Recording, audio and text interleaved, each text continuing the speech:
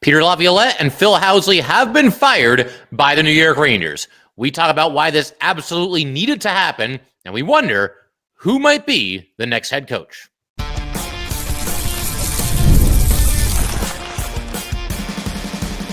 You're Locked on the New York Rangers, your daily podcast on the New York Rangers. Part of the Locked On Podcast Network, your team every day. Welcome back, Blue Shirts fans, to episode number 1295 of the Locked On New York Rangers podcast. I'm your host, John Chick. Just want to thank you guys, as always, for making Locked On New York Rangers your first listen every day. We are free and available on all platforms, including YouTube. And today's episode of Locked On New York Rangers is brought to you by FanDuel. Right now, new FanDuel customers can get $250 in bonus bets if your first $5 bet wins. And we are, of course, part of the Locked On Podcast Network, your team every day.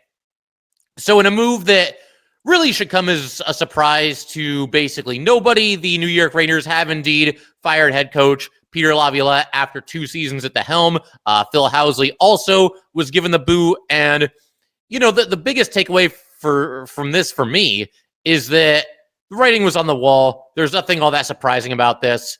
You've got a situation where Peter Laviolette's first season with the Rangers was, by any measure, wildly successful. I mean, the only reason you could say that maybe it wasn't is the fact that they didn't win the Stanley Cup. And that's looking at it in the most black and white terms and the most literal terms. And I get it. You know, the Stanley Cup is the goal. But the bottom line, this guy comes in here to a team coming off of a really rough season the year before, you know, went out in just a miserable way in the first round against the Devils.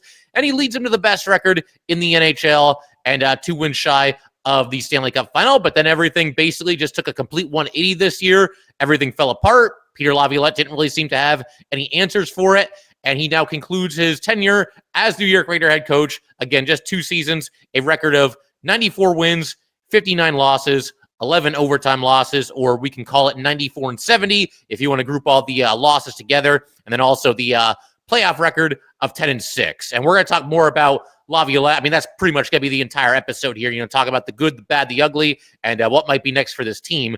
But also just to, you know, talk about Phil Housley really quick. Assistant coach with the Rangers for each of the last 2 seasons. And this one kind of felt inevitable too, given the fact that the Ranger defensemen, by and large, were bad this season. I'm sorry. I don't really know how else I can put it. The Ranger defensemen did not play good hockey. Just too many mental mistakes, too many miscues, too many issues, just really top to bottom. I mean, you look at the way this team defended against the rush, that was really rough to watch pretty much the entire season. Teams would come over the blue line and the Ranger defensemen would constantly give ground and basically just let their opponents do whatever they wanted. And the other big issue that I saw defensively, as far as the defensemen are concerned, is they allowed opposing teams to constantly get to the front of their net. And we're talking about whether the puck carrier himself got there, you know, just drove straight to the front of the net uncontested, or whether somebody would just kind of set up shop in the crease and kind of just park himself there. There wasn't much resistance there either. I think there was kind of a lack of a physicality among the New York Ranger defensemen for the most part for the entire season. It wasn't good, and, you know, it now cost Phil Housley his job, and I don't think that you can really argue too much against that. I don't think you can really argue too much against Peter Laviolette losing his job either. And I know there's some people, myself included, that will always look at the players first. And again, I have not wavered on this. I said, going back probably as far as December, when the Rangers were really sputtering and the entire season was in the toilet and they just kept losing and losing and losing, to me, if you want to like finger point and talk about whose fault this is the most, I had the players at number 1.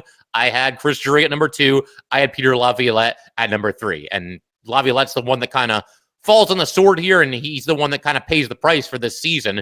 But that said, you know, Peter Laviolette was clearly not blameless. No coach can be blameless when you go from where this team was last year to whatever this was that we saw for this upcoming, or this recently concluded season, I should say. As far as who replaces Peter Laviolette, you know, what's funny about this, or sad about this, depending on how you look at it, is we just concluded our 6th season of Locked On New York Rangers. And we're about to be on our 4th head coach in that time. And the Rangers themselves, they're about to be on their 4th coach in the last 6 years as well. So that's obviously not good. But this idea that the entire concept of the Rangers looking for a new head coach it's basically been prevalent ever since this podcast existed. We're closing in on 1,300 episodes here. And again, 6 seasons. And I would say at least 4 of those seasons, there's been this storyline of who should coach the Rangers next. Because that certainly was around this year. It was around during Gallant's last season. It was around basically through all of David Quinn's tenure. I mean, Ranger fans were pretty quick to want him gone. And you know, it didn't really go that well with him, obviously. But yeah, I mean, this has become a very familiar territory for all of us as Ranger fans, and certainly those of you that follow this podcast. It's also pretty crazy to think that David Quinn outlasted both of the last 2 head coaches, despite Gallant and Laviolette both going to the conference final in their first season as Ranger head coach. So that'll give you an idea of just how quickly things fell apart, both for Gallant and honestly, even more dramatically with Laviolette. So, yep, the annual tradition continues. We'll be looking for a new head coach here on Locked On New York Rangers, and certainly we'll search high and low. I know there's some people that want to give some familiar name a chance. There's people that want to look to the college ranks, and we'll talk about that. Not going to get into like all that specific of like who the next head coach should be on today's episode. Although everything else being equal, I will say this: I would prefer somebody getting their first shot as a head coach in the NHL. I'm not really looking in all that much at some of these retread coaches, whether we're talking about John Tortorella, whether we're talking about Joel Quenneville, whether we're talking about Bruce Boudreau, Rick Tocchet. I'm not really interested in any of them. And I'll elaborate on the reasons why in future episodes. We'll give all these guys a fair trial, as well as guys that might be, again, looking to become first-time NHL head coaches. But there's actually 2 guys that you could consider to be in-house options to replace Peter Laviolette, and that would be Michael Pekka and Dan Muse. Neither one of them have been fired. They were obviously both on Peter Laviolette's coaching staff the last 2 seasons here. And if I'm understanding this correctly, going by all the different reports that are out there from beat writers and national NHL reporters and whoever it might be, if I'm understanding it correctly, it sounds like both Pekka and Muse will be given the chance to interview for the Rangers head coaching position. And if they don't get it, they'll also be able to interview to keep their current role as assistant coaches. The second part of that is definitely true, but there were a couple of reports out there that maybe I'm reading it wrong or maybe I'm reading it right that make it sound like they'll both be given the chance to interview for the head coaching position as well. On the surface, and again, we'll elaborate on this more going forward. We've got a lot of future episodes where we'll be talking about the coaching staff and who should end up coaching this team going forward. I'm not too keen on the idea of either one of them becoming a head coach. That's not to say that they can't be successful in this league and that they don't, either one of them deserve a shot to be a head coach, whether it's next season or at some point down the road. But the one reason why I hesitate is they were part of this. And I realized they were both assistant coaches. The dynamic changes once you become the head coach. But this was an awful season by any measure, by any eye test, by literally anything you can come up with. Player progression or lack thereof. Just readiness to compete in these games. And they have a hand in that too. The players have a hand in it. Obviously, Laviolette had a hand in it. He's no longer going to be here. The assistant coaches have a hand in it too. I mean, it's their job also to get these guys ready to go. And whether you put that mostly on the players, the coaches, jury, or whoever it might be, this Ranger team wasn't ready to go. And Muse and Pekka, were both in that room for the entire season. So we'll see. The other thing that's kind of interesting about this to me is if they don't end up being the new head coach, like I said, they will both be given an opportunity to essentially re-interview with the new head coach about keeping their current jobs, which I think is harmless enough. But I've always been a fan when somebody hires a new head coach, that guy should be able to come in and pick his staff. So I think it's fine that the 2 of them are being assured that they will get a chance to interview, but they shouldn't be forced upon the new head coach either. If the new head coach comes in and he wants to bring in, his people, his own staff, then under no circumstances should that head coach be forced to keep Pekka and or Muse. Because if you do that, if you're jury and you give him this edict that, okay, you have to, keep these guys on your coaching staff, then you're already undermining your new head coach. And you certainly don't want that. The new head coach should be able to come in, put together his own staff, operate the way he wants to operate, and we go from there. If he wants to hang on to Pekka and or Muse, great, but that has to be his decision. That has to be that new head coach's decision. The other thing, to kind of build on this, that came out during this kind of hailstorm of Laviolette getting fired and Housley getting fired and what about the other 2 and what's going to happen, we also know that 2 coaches will be back next season. That is goalie coach Jeff Malcolm and skills coach Christian Hamora. It's a little bit odd on the surface for all the reasons that I just covered. Usually once the coach gets fired, you kind of clean house and everybody's gone. But this actually does make some sense when you think about it, because Jeff Malcolm, for a long time, he's kind of been seen as the heir apparent to Benoit Allaire. And I think the Rangers really do like Malcolm. And so that being the case, you're not going to fire him after one season. On top of that, I feel like the goalie coach can operate a little bit more independently of the other coaches. Obviously, they're in the room and everything, but their job is to get the goalies ready to go. And that's pretty much it. So they're not going to give up on Malcolm after just one season. I think they like him and they want him to stick around. So I think that's okay. As far as Himura as the skills coach, again, last year was his first year in that role. So the Rangers must like him and they must want to give him an opportunity to continue in that role going forward. I get the feeling, if we're talking long-term here, that Malcolm's job is probably a little bit more secure than Himura's. Because again, Malcolm he's Benoit Allaire's right-hand man, and he's taken over for Allaire, and that's got to carry some cachet.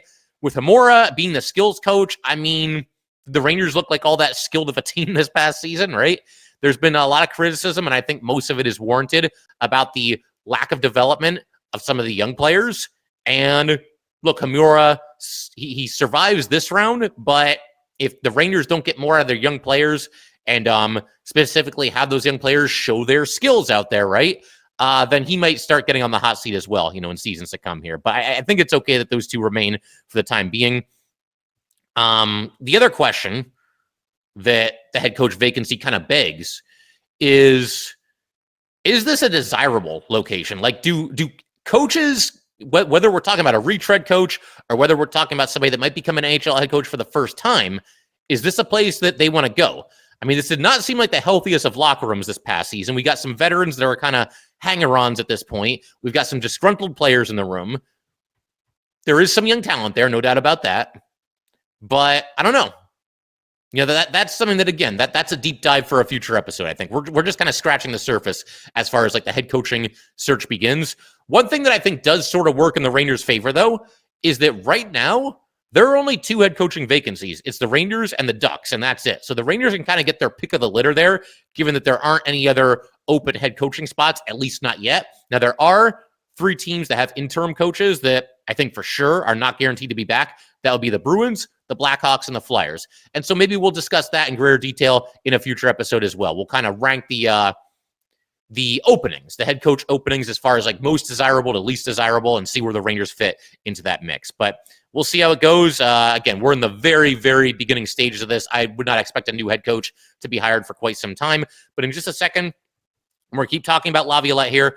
We're going to give him his props for what was an excellent first season as head coach of the Rangers. But then at the end of today's episode, we're going to talk about how it all went wrong and why this absolutely needed to happen. I don't think there's any way you could have brought back Peter Laviolette after what we saw this season. But like I said, we'll get into greater detail on that in just a second. All right, we just want to take a minute to let everybody know that today's episode of Locked On New York Rangers is brought to you by FanDuel. The NBA playoffs are here, and FanDuel is giving new customers an incredible way to get in on the action. Right now, when you join FanDuel and place your first $5 bet, you'll get $250 in bonus bets if your first bet wins. FanDuel makes betting so easy, whether it's picking your favorite team or diving in to some player props. From three-pointers to steals to assists, FanDuel has so many ways to bet your favorite player props. Plus, after the game tips off, you can even combine live prop bets into a same-game parlay for a chance to win big. Don't miss out. Head to FanDuel.com and claim your $250 in bonus bets today. All right, let's go keep everything rolling here on Locked On New York Rangers. Got to shout out the everydayers as we always do on here. Ranger Breakup Day is happening on Monday. It's Monday morning as I'm recording this, and so it might actually be underway at this point, but, all the players meet with the media and just kind of share their thoughts on everything that happened over the course of the season and what comes next and all that good stuff. So there's going to be a lot to talk about. I'm really looking forward to the comments of a lot of different players. But for right now, let's go ahead and keep the focus on Peter Laviolette. Look, you can blame him all you want for what happened this past season. And again, he deserves a decent chunk of the blame. Like I said earlier, I'll reiterate it now. For me, it's players, then Drury, then Laviolette in that order. But Laviolette pays for this past season with his job. By that same token, though, even though he does deserve blame for this past season, you got to give him some credit for what happened the season before. I mean, he comes in and basically kind of revitalizes the Rangers. The Rangers were not in a good place 2 seasons ago when they lost in the first round to the Devils. Up 2-0 in that series, completely slaughtered the Devils in the first 2 games. It was like 5-1 and 5-2, I think, were the 2 final scores. And those games were just as lopsided as those scores would suggest. I mean, the Rangers went in New Jersey, just took it to them. And then everything fell apart after that. 3 wins in a row for the Devils. The Rangers win Game 6, but then the Devils run the Rangers out of the building in Game 7, and Gerard Gallant had to pay for that with his job. And a lot of people were really nervous about, what was going to happen next with this team. Is the window already closed and all this other stuff? Gallant gets fired, and then Peter Laviolette gets brought in. And for the record, I felt better about Peter Laviolette's first year than I'm going to feel, I think, probably no matter what happens about this upcoming season. I like to think the Rangers can retool and on the fly here and get things going back in the right direction, and maybe they can. But to me, Laviolette was the right coach at the right time for this Ranger team until he wasn't. It worked for 1 year, and then everything fell apart, which, as we know, or I think a lot of us know, that's kind of the case with Peter Laviolette. You get that initial success, and then things kind of tend to go south somewhat quickly. That's been the case for most of his other stops as an NHL head coach, despite a lot of the success that he has had. But yeah, I mean, you look at what they did last year and 2 wins away from the finals. We saw last season nearly every player on the Rangers enjoyed a career year. And again, you can get mad at Laviolette for a lot of things that happened this past year. You can't throw out something like that and say that he deserves no credit for what happened the season prior. You need to at least chalk some of that up to good coaching from Peter Laviolette and his entire staff. He found a way last season to push the right buttons, to get these guys motivated, to have them show up night in and night out. I mean, you would get the occasional off night where the Rangers just didn't have it and they looked a little bit flat, but welcome to the NHL. I don't care how good of a team you have. Whoever wins the Stanley Cup this year and the team that they beat in the finals, they've had some stinkers this season too, because 82 games, that's a lot. These guys aren't robots. I understand that. The Rangers always responded to adversity last season. And again, I think you have to chalk up a good amount of that to good coaching. They're the guys kind of setting the mood in the locker room. They're the guys that are, kind of encouraging them after a bad performance to get back at it and bring it in the next game. And that was what was so much fun about this team last season. And that's also what was nowhere to be found this season. This went from being one of the most resilient teams in the league to a team with 0 resilience. And I just can't, for the life of me, fathom how it goes from one extreme to the other that quickly from one season to the next. But you look at last season, and look, I will always look back fondly on year 1 of Peter Laviolette with the New York Rangers. Not just because of him, obviously he's part of it, but I've been a fan of this team for 30 plus years at this point. Last season easily is in my top 5, and I would say maybe even my top 3. I mean, you got to go 94, right? 2014, I think it's in there because they made it to the finals. Year 1 with Gallant, year 1 with Peter Laviolette, they're both up there for me, and 97 was a really fun season for me. I probably like that one more than most Ranger fans do, but I had a lot of fun as a kid watching them that year. But again, Laviolette was at least partially responsible last season for creating a positive winning culture with this team. And, there were some fun moments with Laviolette. We got to talk about some of the good memories here too. And we're going to get into the bad stuff, don't worry. But I mean, the moments that kind of stand out for me are, first of all, the Winter Classic. And that was just a phenomenal game in its own right, in and of itself. But it's Rangers Islanders last year. I guess it wasn't technically the Winter Classic, but it was an outdoor game, outside in a stadium. And I think they call it the Outdoor Series. It wasn't the official Winter Classic, but you know what I mean. The game was played outdoors. The Rangers were down by 2 goals against the Islanders, pulled their goalie, scored 2 goals with the goalie pulled, goes into overtime. Panarin wins it, very quickly in the overtime period. And they actually had to review the goal, right? Because they weren't like 100. I forget exactly what happened. Like, did the net come off the moorings maybe, or they weren't sure if the puck had crossed over the line maybe before the net became dislodged. There was some kind of controversy there. You were feeling pretty good that the goal was going to stand, and it did. But, the Rangers are all waiting there at center ice. They're all like arm in arm, and they announce that the goal is good, and they all start jumping up and down celebrating. And there's Peter Laviolette on the bench. He was watching it too, and he did like the point to the center of the ice, because that's the gesture that the referee makes to indicate that a goal has been scored and the goal had been confirmed and it was going to stand. So that was awesome. He was all enthusiastic, all fired up about that win. How could you not be? That was really a fun moment. There was also, this one's like a little bit more under the radar, I would say, but I do remember game 3 Rangers-Panthers in the conference final. And to kind of set the stage here, the series was 1-1, game 3 in Florida here. The Rangers were up 4-2 in this game, and the Panthers came roaring back to tie the game in the third period at 4-4, and that's when Laviolette called a timeout. And it's kind of strange saying that out loud because, watching the team this season, you're not even sure that Laviolette was aware of the fact that he had a timeout and that he could use it strategically in different parts of the game. He would never do that. But he called the timeout in game 3, got everybody together. Everybody's hanging on his every word. They're all listening to him. The arena's going crazy. The Rangers are on the road, and there's Ranger fans in there too. But the Panther fans were making a bunch of noise, and Laviolette had everybody's attention. He just kind of calmed everybody down. I mean, the Panthers continued to mostly dominate that game even after the meeting. But I've talked about this before on the podcast. I had a very strange feeling that the Rangers were going to win that game, especially when it went to overtime. And it's weird because you watch the way that game developed. There'd be no real logical reason to believe that the Rangers were going to win that, but sometimes you just have those gut feels, and I was just like, you know what, we're going to get one. And I think it all started with that kind of team meeting there during the timeout there, Peter Laviolette getting these guys going again and just encouraging them a little bit, and these guys sticking together, which is something that they did very well for him last season, and they didn't do any of that for him this season. So they found a way to win it. That was the Wenberg tip-in goal in overtime, and we all went crazy. Unfortunately, that was like the last highlight, basically, of the Laviolette coaching tenure. So, yeah, those are kind of my favorite moments. And there was one thing he said at the end of last season that, man, I wanted to run through a brick wall when he said this. He was talking about, it was after the season had ended. It might have been during breakup day, or it might have been, I think it was during breakup day. But he was addressing the media, talking about the entire season. And I'm paraphrasing here a little bit, but this is pretty much what he said. He said there was a belief in that room among all of us that we were going to get it done. And he was talking about winning the Stanley Cup. And that, man, it just made me want to run through a wall, and it made me want to just fast forward to the next season so badly. I could not wait for this past season to start because it felt like the Rangers had unfinished business, and it felt like they could get back there. Little did we know it was going to be a complete catastrophe of a season, one of the absolute worst in franchise history for a whole myriad of reasons that we've discussed at length on here. But it felt like they were ready to go. It felt like they were ready to make another run at the thing, and everybody had the right mindset. It was a little bit of a lackluster offseason in terms of the moves made by Chris Drury, but you return a team that had the best record in the NHL. Let's go, man. Let's go get this thing. Let's go make another deep run. Let's finish it this time. And like I said, this past season then happened. It was a train wreck. It cost Peter Laviolette his job, and I don't think any of us are the least bit surprised by it. I mean, surprised at the end of the season. Certainly, I think the way this season played out surprised a lot of us. But once it did play out that way, coming down the home stretch here, I mean, did anybody think that Peter Laviolette was going to be back for year 3?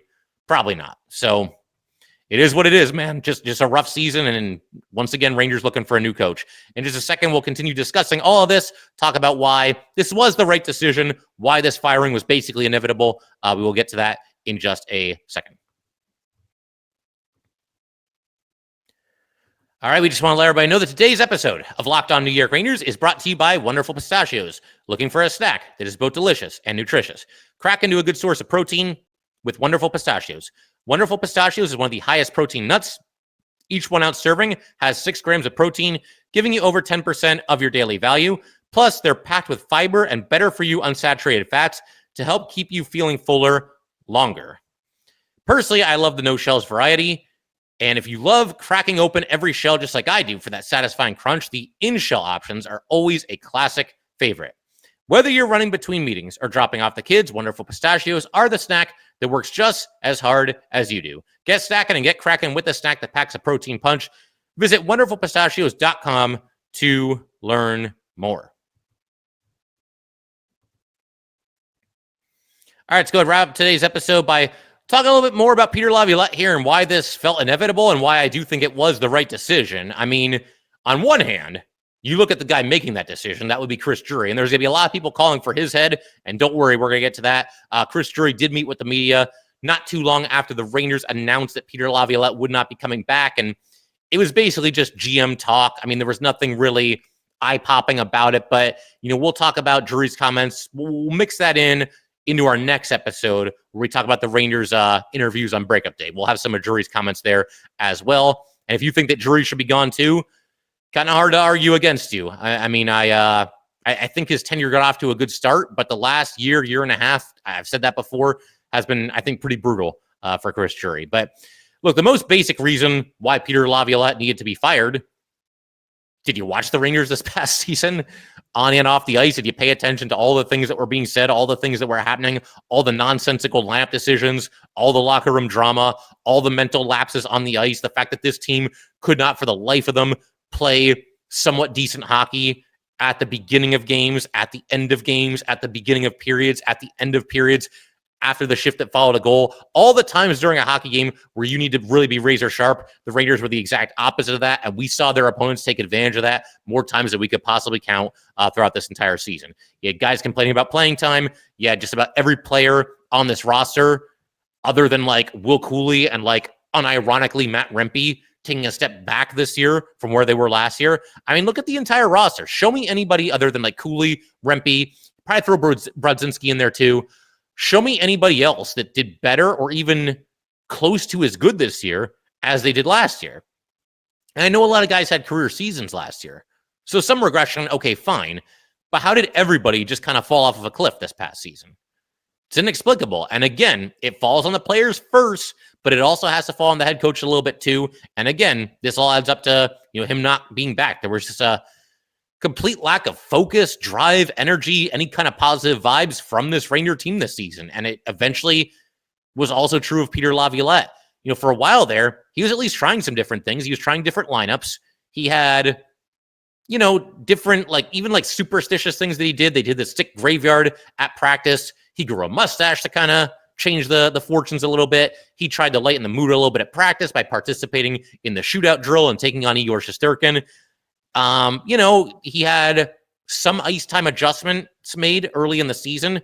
Guys like Kreider and Mika, their ice time was down at the start of the year when they weren't giving the kind of play that the Rangers need them to give. He even tried different players at different positions. He put Mika at wing. He put Capo Caco at center. I mean, he did try some different things. By the end of the season, I feel like there was some give up from Peter Laviolette too.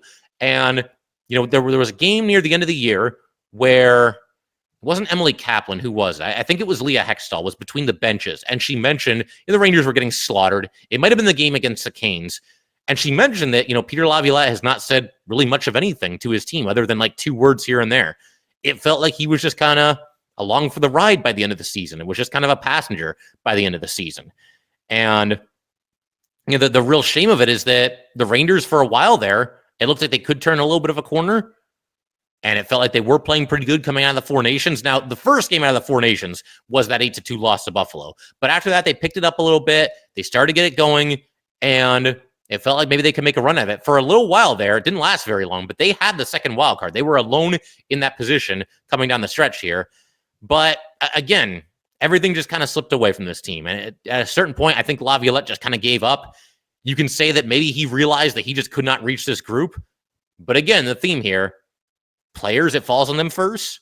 Peter Laviolette bears some blame for that as well, though, because it's your job to motivate these guys and figure out a way to go, figure out a way to get them going a little bit. Never really happened.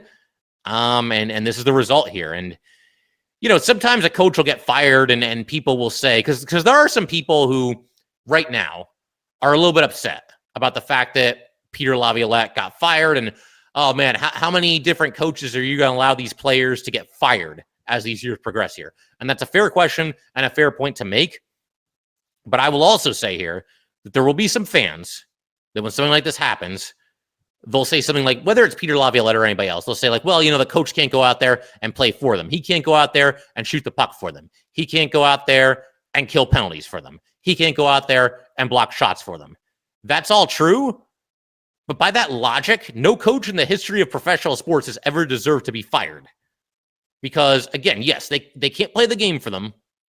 But the theme here, it's his job to get them going. It's his job to get them ready to play hockey. And he wasn't able to do that this season. The coach's number one job, any sport, any level, is a way to reach the players, a way to motivate the players, a way to connect with the players. He clearly did it in year 1. He clearly did not do it in year 2. And that's where things stand now. And as far as what's next for Peter Laviolette, I don't really know.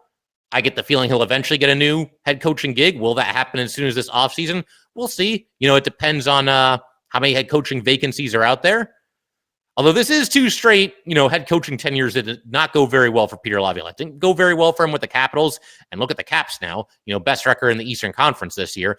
And hey, season 1 was great with the Rangers, but season 2 was a complete disaster piece. And that's what's kind of fresh in everybody's head. So I don't know, are there too many teams out there lining up to hire Peter Laviolette? If you do, you're pretty much just going off of his previous track record. The fact that he won a Stanley Cup a million years ago and also has been to the Stanley Cup 3 times with 3 different teams, which is impressive. But again, that's not really his recent history at this point. His recent history is the Caps, which didn't go well at all, and now the Rangers, which started good, ended horribly. So, look, bottom line, all the best to Peter Laviolette. I've got nothing against the guy. I still do think this was the right decision. I still do think this was an inevitable decision. We saw the way that things unfolded this season. I'm very thankful for his first year. Like I said, that's up there very high for me as far as my favorite Ranger seasons ever. And I'm sure it's pretty high up there for a lot of you guys as well. But it went south in a hell of a hurry this past season. And nobody is surprised by this. I don't think anybody's really upset by it either. So it is what it is. We got to move on. And in our next episode, we'll talk about breakup day. We'll see what the players have to say about all this. And we'll do a whole bunch of episodes where we lay out the credentials of some possible head coaching candidates for the New York Rangers going forward. Looking forward to doing all of that. Definitely stick with this podcast. Obviously, the season is over for the Rangers, but I mean, we're just getting started here. This offseason is really going to be something else. The Rangers are facing a lot of difficult decisions, and there's about a million different ways that this thing can play itself out. But we'll call it there for today. If you guys would like to get in touch with this podcast, please send an email to lockedonnyrangers@gmail.com. Once again, there's lockedonnyrangers@gmail.com. Definitely give us a follow on Twitter as well, @jchick17. Once again, that's @jchik17. And definitely subscribe to the Locked On New York Rangers YouTube channel. Thanks again, guys. I will see you next time.